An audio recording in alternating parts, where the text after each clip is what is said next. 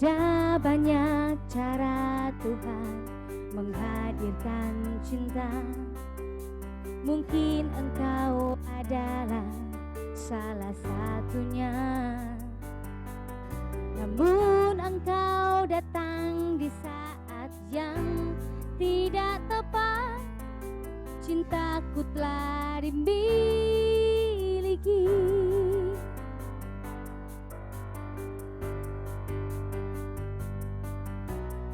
Akhirnya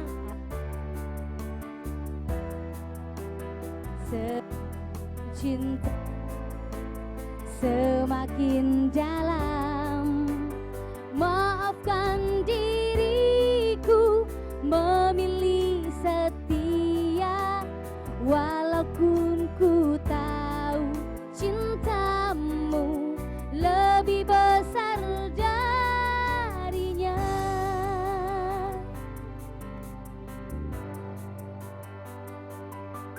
Maafkanlah diriku tak bisa bersamamu, walau besar dan tulusnya rasa cintamu.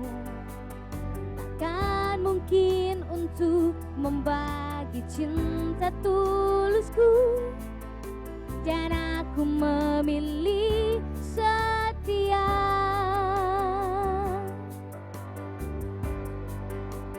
Inilah akhirnya harus ku akhiri, sebelum cintaku semakin dalam. Maafkan diriku memilih setia, walaupun ku tahu cintamu lebih besar darinya.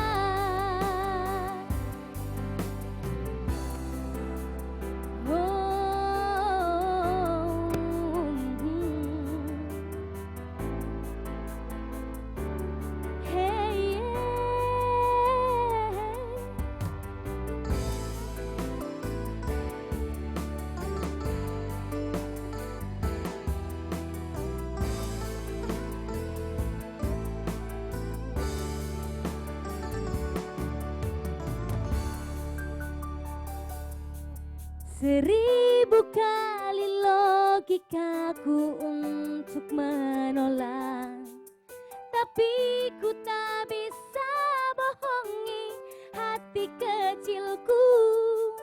Bila saja diriku ini masih sendiri, pasti ku kan memilihmu.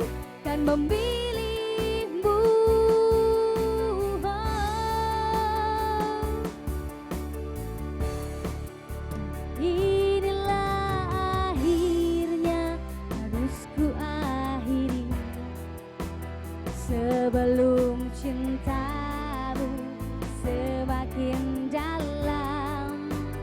Maafkan diriku memilih setia, walaupun ku tahu cintamu,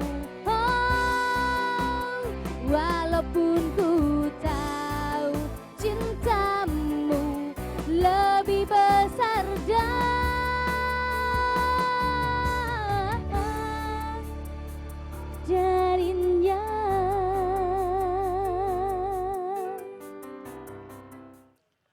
Assalamualaikum warahmatullahi wabarakatuh.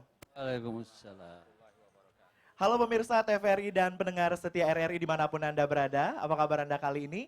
Senang sekali rasanya kali ini saya Reska Herlambang dapat hadir menjumpai Anda langsung dari Balai Kota Depok. Boleh tepuk tangan untuk kita semua yang telah hadir di kesempatan kali ini. Jadi hari ini luar biasa sekali. Biasanya Reska kalau on airnya di televisi, kali ini bisa hadir langsung bersama Bapak Ibu dari Kota Depok yang ganteng-ganteng dan cantik-cantik ya. Betul? Tepuk tangan dong untuk kita semua. Ya, di hari yang berbahagia di kesempatan kali ini tentunya masih dalam suasana bulan suci Ramadan. Kita semua hadir dalam siaran langsung Public Awareness Kesehatan Masyarakat dan Pasca Panen 2014.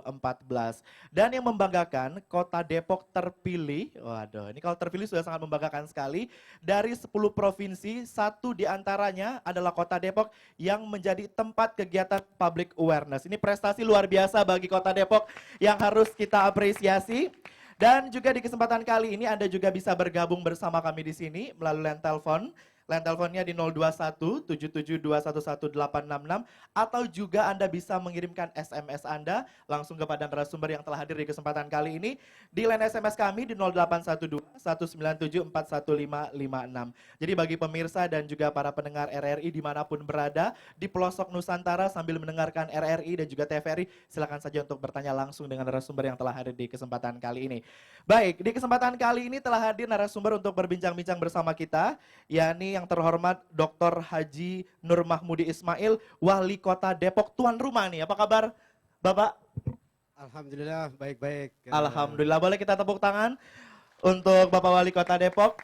Dan juga telah hadir di kesempatan kali ini, yakni yang terhormat Bapak Dr. Hewan Ahmad Junaidi MMA, Direktur Kesmafet dan Pasca Panen, Ditjen Peternakan dan Kesehatan Hewan Kementan RI. Apa kabar Bapak? Baik. Kita beri tepuk tangan yang meriah juga. Nanti kita akan berbagi informasi ya Pak ya, mengenai kepada masyarakat yang hadir di sini dan juga para pendengar yang tengah mendengarkan kita. Selamat pagi untuk para pirsawan di mana saja Anda berada. Baik. Dan juga di kesempatan kali ini tak lengkap juga rasanya kalau tidak ada akademisi nanti akan berbagi dari sisi ilmiahnya ya Pak mengenai kegiatan kita kali ini. Telah hadir bersama kita yakni Bapak Dr. Hewan Denny Widaya Lukman MSI, staf pengajar Fakultas Kedokteran Hewan IPB. Boleh kita beri tepuk tangan. Sekali lagi selamat datang untuk narasumber yang telah hadir di kesempatan kali ini. Kita ke Pak Wali Kota. Pak Wali Kota, ini merupakan satu apresiasi yang sangat luar biasa sekali dari Kementan RI bahwa Kota Depok dipilih dari 10 provinsi mewakili Provinsi Jawa Barat ini ya Pak. Tanggapannya seperti apa Pak selaku tuan rumah dalam kegiatan ini? Tanggapan yang pertama tentu sangat berterima kasih kepada pemerintah pusat, yaitu dari Kementerian Pertanian, khususnya Direktorat Kesmafet dan Pasca Panen yang telah memilih Depok menjadi salah satu lokasi di Jawa Barat ini. Karena ini perwakilan Jawa Barat dipilihnya Depok. Yang kedua, karena ini merupakan topik yang sangat strategis, sangat penting, mengenai keselamatan finalnya adalah konsumen. Namun perlu kita ketahui bahwa selaku pemerintah yang kita harapkan adalah seluruh pihak pelaku usaha yang ada di pangan asal hewan ini harus mendapatkan keuntungan. Dari produsennya mendapat keuntungan, pedagangnya mendapat keuntungan, kemudian juga konsumennya pun juga terjamin keselamatannya. Oleh karena itu momentum ini adalah momentum yang sangat baik sekali, bermanfaat dan berguna, khususnya masyarakat urban di Kota Depok ini yang memang tingkat konsumsi aneka produk asal hewannya sudah semakin meningkat. Baik, jadi artinya memiliki manfaat yang sangat besar sekali ya Pak. Sangat besar sekali. Tidak hanya di Depok, diharapkan bisa di seluruh Indonesia. Nah, menyangkut nasib diri dan keluarga. Baik, sekarang kita ke Pak Ahmad. Pak Ahmad, kalau kita melihat program Kesmafet, tentunya sebagian besar masyarakat masih belum populer dengan istilah Kesmafet ini dan manfaatnya seperti apa sih kepada masyarakat sebagai konsumen? Seperti apa nih Pak, bisa dijelaskan? Terima kasih Pak Eka. Memang Kesmafet itu susah. Apa sih Kesmafet? Gampangannya begini Bapak Ibu sekalian hadirin. Kesmafet itu adalah suatu organisasi pemerintah yang berada di Departemen Pertanian yang mengurus bertanggung jawab terhadap segala urusan nih yang berhubungan dengan hewan dan produk hewan yang akan memberikan jaminan dan ketentraman batin masyarakat. Jadi kalau berhubungan daging, telur, susu ya, nah itu.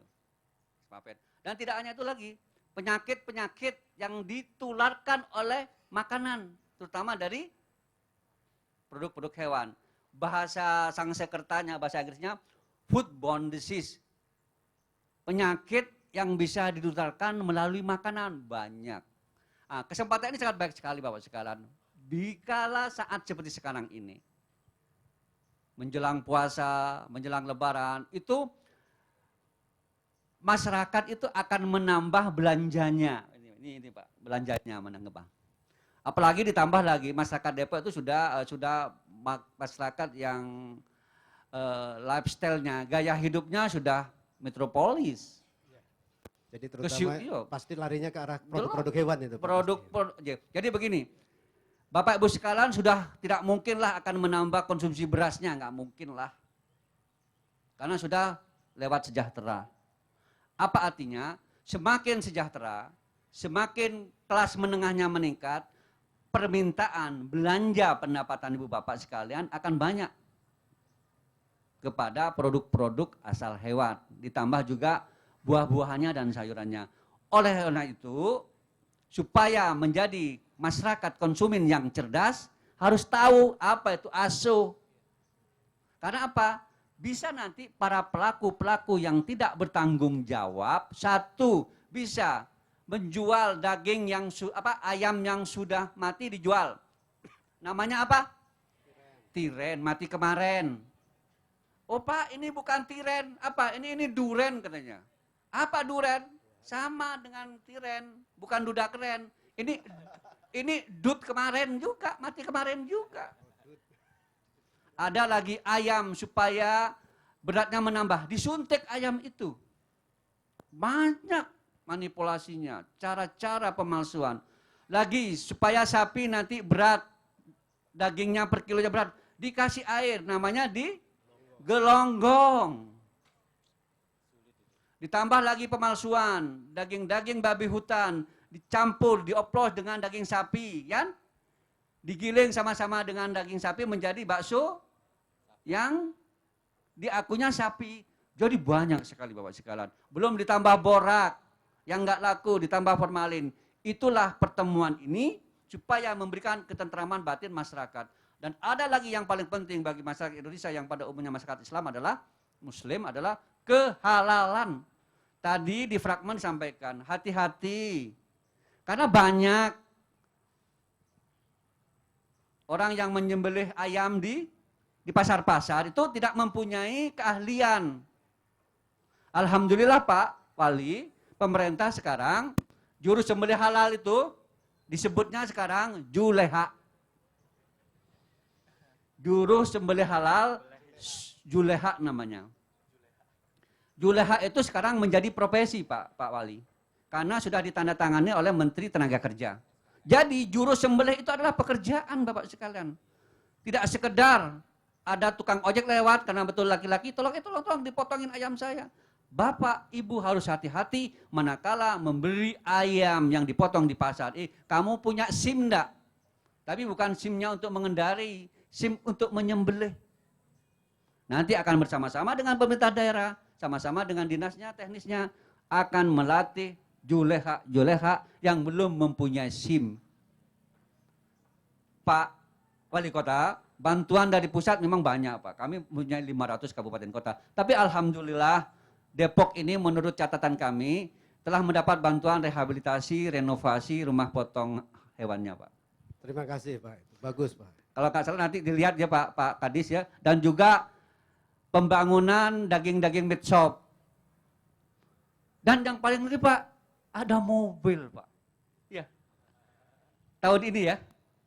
Dan sepeda motor. Supaya apa? Mobil, sepeda motor, meat shop itu supaya masyarakat Depok dalam rangka memperoleh, mengkonsumsi produk asal hewan, daging, telur, dan susu itu adalah ASO. Hati-hati jangan hanya sekedar murah. Hati-hati membeli daging, telur, susu itu di tempat-tempat yang tidak semestinya. Di tempat parkir beli. Hati-hati. Karena apa? Bisa saja gampang. Orang punya lapak, meja, kebetulan punya daging celeng yang kebetulan datang dari mana, dijual di situ. Di kamuflase sama daging sapi, murah ini. Di pasar Onono, 100.000. Di sini 60.000, datang semua. Padahal itu daging palsu. Itulah maksud dan tujuan pertemuan ini. Saya kira demikian. Mudah-mudahan ini memberikan gambaran. Sekian, mudah-mudahan di bulan puasa Ramadan ini amal kita bisa diterima oleh Allah SWT. Baik, boleh kita beri tepuk tangan untuk kedua narasumber kita yang telah membuka dialog kita di kesempatan kali ini. Sebelum nanti kita berdialog dengan Pak Denny, kami ingatkan kembali bagi Anda yang ingin bergabung bersama kami di sini, bisa menghubungi line telepon kami di 02177 211866 atau juga bisa mengirimkan SMS Anda melalui line SMS di 0812 1974156.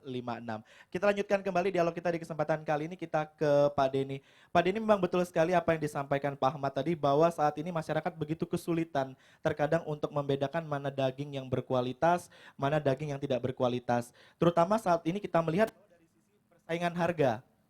Terkadang masyarakat cenderung dengan harga yang murah jauh lebih tertarik untuk membeli dan mengkonsumsi dibandingkan dengan harga yang tinggi. Sebenarnya untuk membedakan secara kasat mata daging yang berkualitas dengan tidak itu seperti apa, Pak? Dan layak konsumsi yang bagaimana? Ya, baik. Untuk daging sapi yang harus kita perhatikan di dalam membeli adalah yang pertama adalah kita harus membeli pada kios ataupun lapak yang memang resmi. Artinya kalau di pasar ya memang di los daging. Pertama, yang kedua biasanya kalau daging sapi itu harus memiliki sampel, yang artinya itu dipotong di rumah potong hewan di bawah pengawasan dokter hewan ataupun meat inspector ataupun petugas pemeriksa daging. Artinya daging tersebut dijamin asuh. Yang ketiga, kalau dari segi warna, sapi itu berwarna merah cerah, kemudian memiliki serat yang relatif halus, dan ini memang agak sulit kalau dibandingkan dengan daging celeng, apalagi kalau misalnya tempatnya itu tingkat cahayanya kurang atau agak sedikit gelap atau remang-remang, maka ibu-ibu atau kita tidak mampu membedakan. Daging celeng itu biasanya warnanya agak lebih gelap, dengan serat yang mirip tetapi agak sedikit kasar, dan karena daging celeng ini dibawa dari luar Jawa, itu biasanya sudah mati sudah lama, kemudian didinginkan, dan baunya agak sedikit amis ataupun seperti daging busuk. Dan ini kalau dicampur memang ibu-ibu tidak akan bisa, apalagi kalau misalnya pedagangnya kadang memberi darah sehingga sama semua warnanya. Dan ini memang adalah tugas dari kita semua untuk saling menjaga, terutama tadi yang disampaikan oleh Pak Direktur. Di sini juga ada balai yang dapat menguji apakah daging tersebut daging sapi ataupun daging yang lain. Nah, mengenai daging ayam, itu adalah ciri-cirinya daging ayam itu warnanya putih dan agak segar, mengkilap, tetapi juga tidak terlalu membesar, artinya kalau kita tekan pun tidak seperti balon yang berisi air, karena hati-hati dalam rangka meningkatkan berat, itu kebanyakan diberikan suntikan air, dan yang paling menakutkan bila air tersebut juga dicampur dengan formalin agar ayam itu dapat dijual sampai sore hari, bahkan sampai keesokan harinya. Ini yang bisa disampaikan. Memang terus terang kita perlu banyak berlatih atau terus melihat. Untuk konsumen awam itu sulit. Oleh sebab itu peran pemerintah, makanya di dalam kesempatan ini pemerintah juga melakukan pengawasan terutama menjelang hari-hari besar, karena di sana banyak sekali yang tadinya bukan pedagang tiba-tiba menjadi pedagang. Seperti juga pada saat mau Idul Adha yang tadinya tidak berdagang kambing atau domba tiba-tiba berdagang kambing atau domba. Dan ini yang perlu diwaspadai. Oleh sebab itu peran dari konsumen sendiri, dari pemerintah sangat penting untuk dalam penyediaan produk hewan yang asuh. Iya, Pak Denny, biasanya kalau daging sendiri dikategorikan segar, biasanya layak konsumsinya itu berapa lama, Pak? Setelah pemotongan kemudian didistribusikan sampai ke tangan konsumen. Terkadang kan kita lebih aman disimpan di freezer, ternyata berapa lama begitu? Baik, yang dianjurkan ibu-ibu dan para konsumen, daging setelah dibeli misalnya saja di pasar, itu sebaiknya segera diolah. Kalau tidak segera diolah, harus segera disimpan di lemari pendingin atau kulkas ataupun dibekukan. Kalau di suhu kamar saja itu sangat dianjurkan maksimum 4 jam. Ya. Jangan lebih dari 5 jam. Kemudian kalau di tempat pendingin, artinya didinginkan sekitar di bawah 7 derajat, daging itu tetap harus dibungkus atau dimasukkan ke dalam tempat plastik. dan itu paling lama 2 hari. Kemudian kalau dibekukan pada kulkas-kulkas yang ada di konsumen, itu paling lama dianjurkan 1 bulan. 1 bulan. Ya. Baik, Pak Denny nanti kita lanjutkan Baik. kembali. Nanti sebelum kita kembali berdialog dengan narasumber kita lainnya.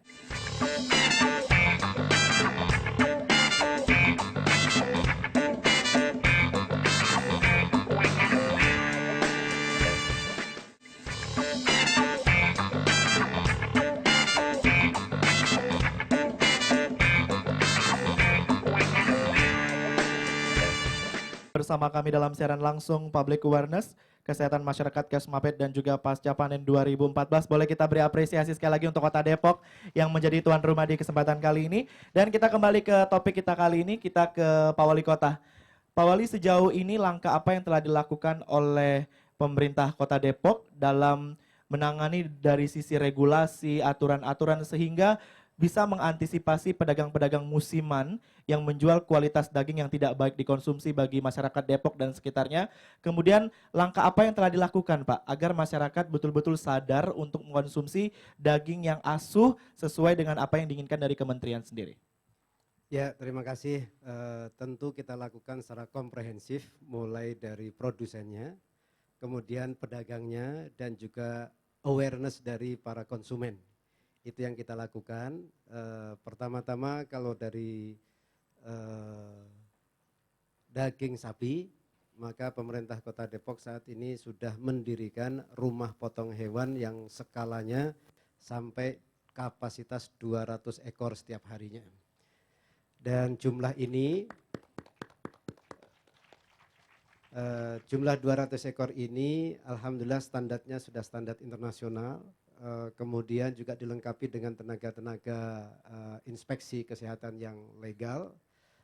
Demikian pula kita telah lengkapi juga kandang yang cukup untuk mensuplai bukan hanya untuk Depok, tapi juga untuk yang lain. Bahkan informasi dari Dinas Pertaniannya saat ini sudah ada sekitar 6.000 ekor untuk mensuplai kebutuhan wilayah Depok dan sekitar. Baik, Pak Wali, sebelum dilanjutkan kembali sudah ada yang bergabung bersama kita di line telepon. Halo, selamat siang. Silakan. Baik, sayang sekali terputus. Nanti bisa menghubungi kami kembali di line telepon 021-77211-866. Kita lanjutkan kembali, silakan Pak Wali. Ya, itu terkait dengan rumah potong hewan untuk sapi. Sementara untuk rumah potong hewan untuk unggas, nah ini yang saat ini masih berpencar di beberapa tempat-tempat. Sebagian adalah berada di lokasi-lokasi masyarakat yang beredar di masing-masing kecamatan. Kita ada 11 tempat untuk pemotongan unggas. Pada waktu yang sama di tempat-tempat sekitar pasar tradisional juga ada, bahkan di pasar tradisional seperti Kemiri Muka ini masih dilakukan proses penyembelihan di tempat pasar ini. Baik, sudah ada yang kembali bergabung bersama kita melalui line telepon. Silakan. Halo, selamat siang. Selamat siang, Iya, dengan Bapak siapa, dari mana Bapak? Amir Pak di Jambi. Pak Amir di Jambi, boleh dong tepuk tangan buat Pak Amir di Jambi. Silakan Pak Amir, pertanyaannya Pak Amir. Baik, selamat siang untuk Bapak-Bapak narasumber. Saat ini sudah mau jelang-jelang Lebaran nih Pak. Kira-kira adakah kiat dari Kementerian Pertanian dalam yang ngurusin masalah hewan ini Pak? Merazia sewaktu-waktu ke pasar, ya untuk agar tidak terjadi adanya misalnya penggelapan daging sapi yang tadi dikatakan bahwa ada daging celeng ya kalau nggak salah. Nah, kira-kira adakah kiat seperti itu? Terus yang kedua, kiat yang satu lagi nih Pak, saat ini kami lagi juga pada menjerit karena harga daging yang semakin tinggi nih menjelang Lebaran. Kira-kira adakah kiat juga? Nah, khususnya bagaimana barangkali kiat yang juga dilakukan oleh pemerintah wali kota Depok ya Pak.